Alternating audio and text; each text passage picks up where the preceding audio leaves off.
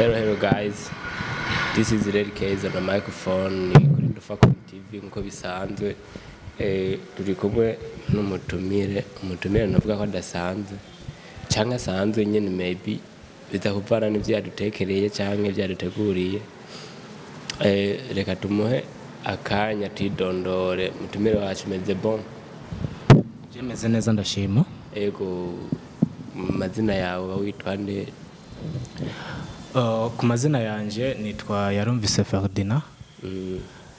Ariko abenshi kubijanye n'umwuga wanje bamenyereye kuri Makabe. Makabe? Yes.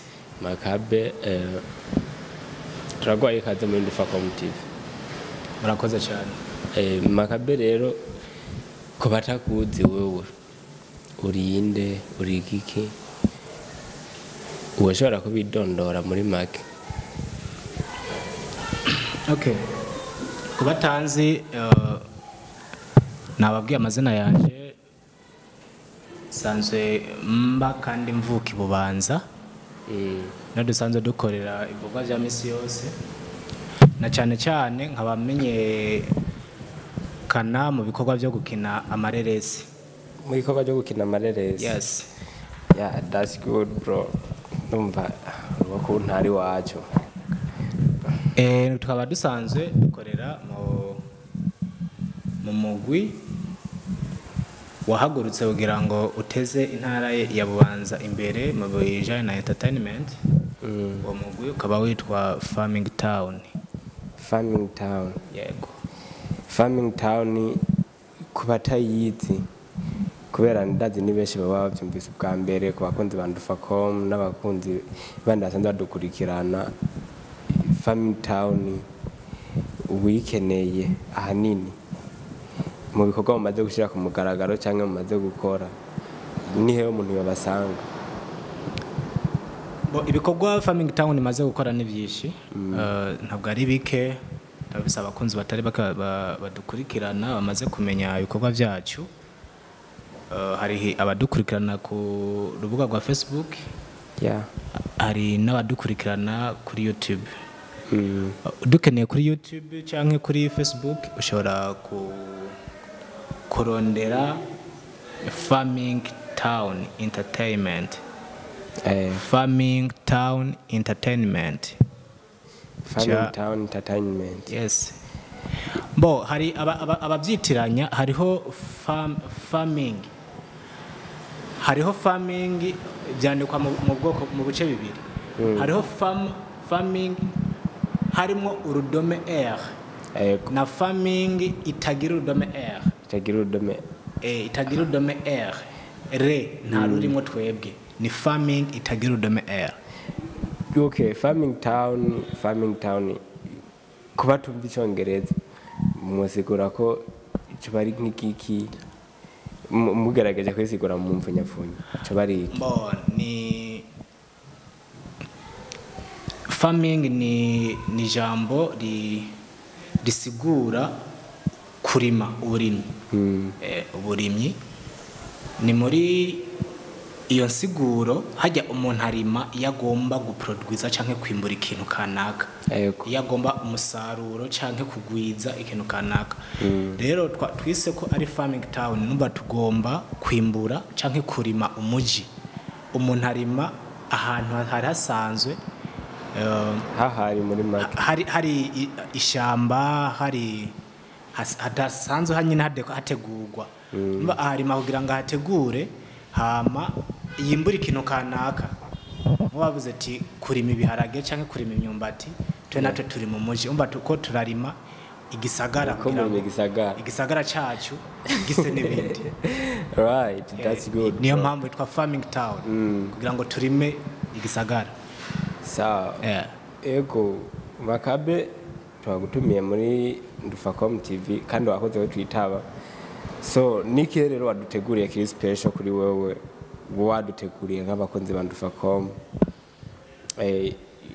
nk'icyo mwamudufitiye gishasha muri Farming Town muri make?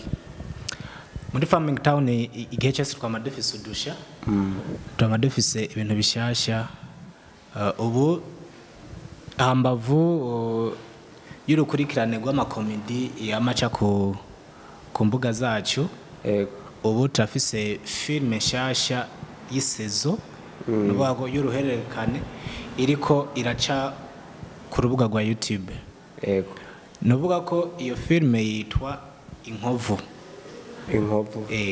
kuri YouTube tuhamaze kuja ko episode ya mbere ni sezo nziza cyane abipfuza gukurikirana iyo sinema yacu barashaka guca kuri rwa rubuga nyine nababwiye ni Farming Town mushaka kubona ibikorwa byacu ni filime y'akanovera ikoze ku buhinga iri Mufise amasanamu meza mu bisanzwe ni filime yitondewe kandi yakinye n'abakinyi babishoboye bo makabe nagutiriyemo uravuze ati mu madogera ibi amakomedi menshi novuga fan base yanyu ihagaze kuki niki ubona basi icyo novuga abakonkera banyu mu byo bakora namwe mu byo bakora mugerageje kuraba nihe konkurence hari hagati yanyu niki mwovuga muri ko murategekanyaho kugira ngo fan base yanyu yongere ise niduze cyane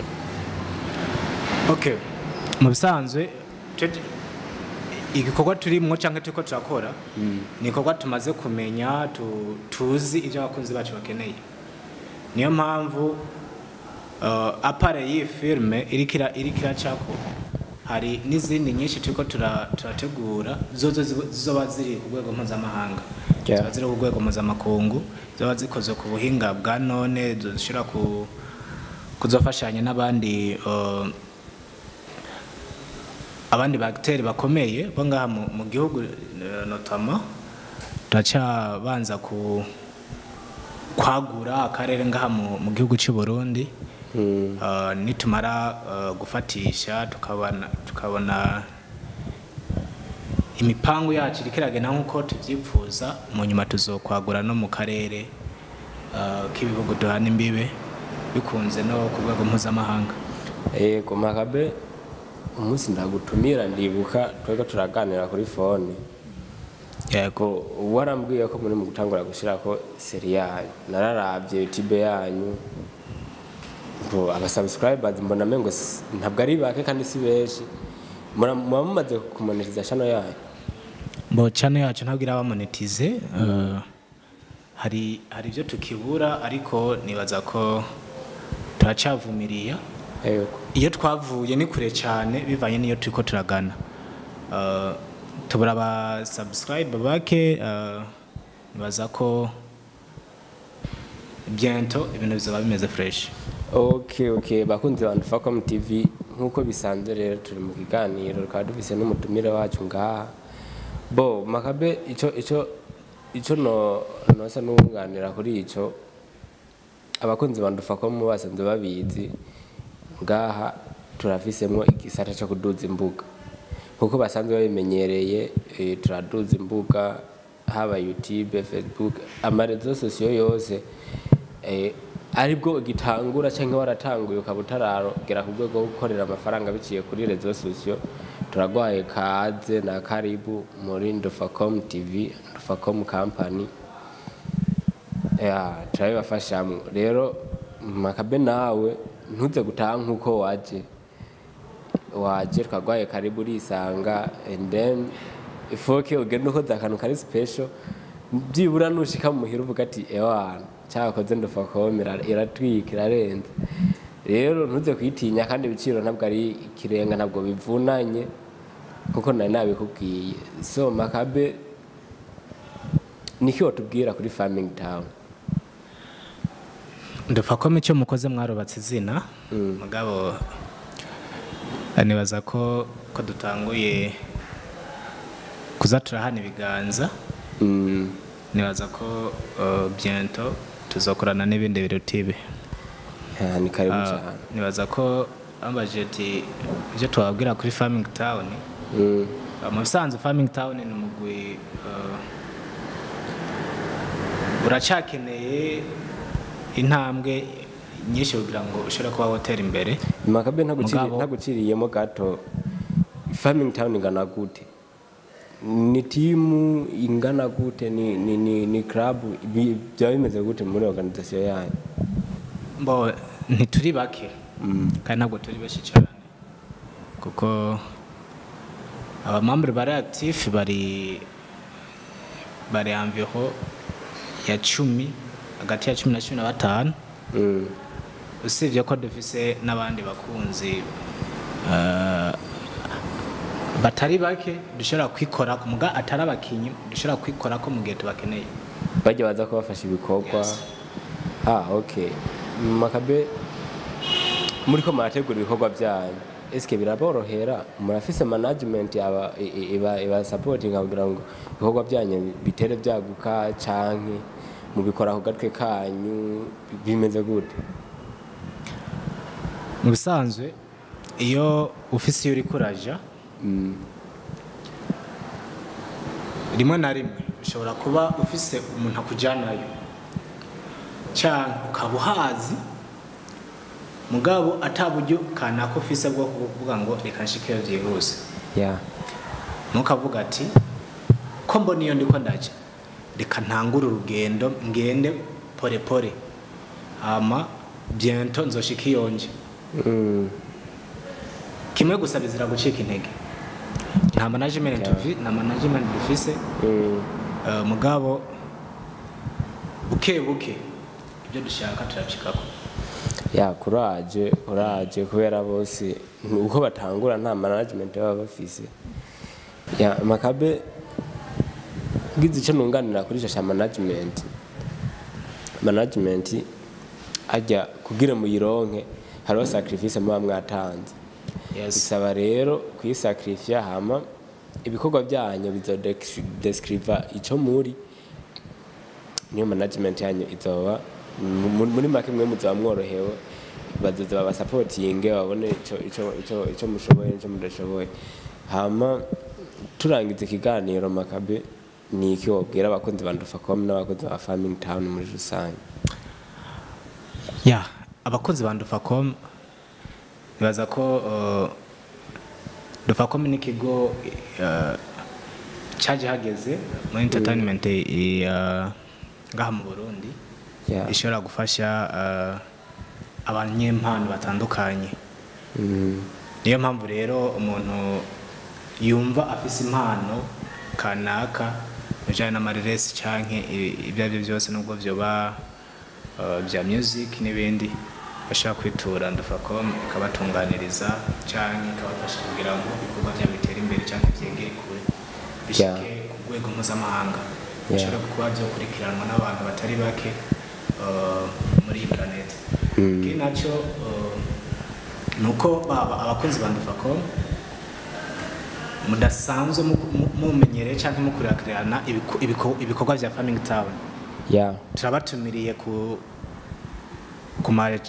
page yacu canke ku mbuga zacu kugira ngo mukurikirane ibikorwa Farming Town yabateguriye, muryoherwe, mutwenge, mwige, kubera ko si ugutwenza gusa, haba harimo n'inyigisho zishobora kugufasha mu buzima kugira ngo ushobore kuba wohindura icyumviro canke wohindura icyerekezo cy'ubuzima. Farming Town rero ntabwo mu nteguro canke mu bikino byawo haba harimo n'ubutumwa budasanzwe bushobora kuba bwofasha umuntu kuba yobaho canke yo kwitahura mu buzima ariko arabamo, bigatuma adahererwa canke adashiranwa n'ivyizigiro agakomeza imbere. Kare wavuze kubyerekeranye na filme muri ko murashira ko yitwa Inkovu. Nubuhe butumwa budasanzwe buri mu iyo filme wotumira nk'abakunzi ba Ndufacom kugira ngo babikurikirane? Gomba mvugereze ya filme yose abacibaye. Oya, mu majambo make urashobora kubabwira donc ibiyirimo content yayo. Mu Nkovu n'ubuzima bw'umuntu yabaye mu buzima bw'amagorwa, mugabo kubera ko kudaheranwa n'ivyizigiro inyuma yagiye gushika ku ntsinzi canke gushika ku nyishu yipfuza kuva kera. mu bisanzwe ido nido cyangwa uruhererekane cyangwa urukurikirane gukuntu uwo muntu iyo nkuru y'ubuzima bwe byagenze ushaka kumenya ko byinshi naza ko yo urukurikirane rw'iyo film naza ko ariho bitahora gusumba ya bakunzi ba Ndufacom TV nkuko mwabibitse twari mu kiganiro ni entertainment iyo ngahe wacu nyene mu Burundi tukaba dugerageza gushigikira abanyempano bakizamuka cyane baje bataramenyekana n'abamaze kumenyekana bento muziza mubabona baca hama tubasabe gushigikira urugwaruka rwacu rwa Farming Town ruva mu ntara ya Bubanza mubashigikira nkuko mubikora musanzwe munabikora ku bandi ntimwibagire kugira subscribe kuri Ndufacom TV ntimwibagire kandi kugira subscribe kuri Farming Town Entertainment mubatera intege ndibaza bazohigera byinshi imakabi cyane gose rero mikes hama agasoni karugi ngirango okay mugasoni karugi nibaza ko mwese turabakunda baba bakunzi ba Ndufacom baba bakunzi ba Farming Town mane barabicoroshe ya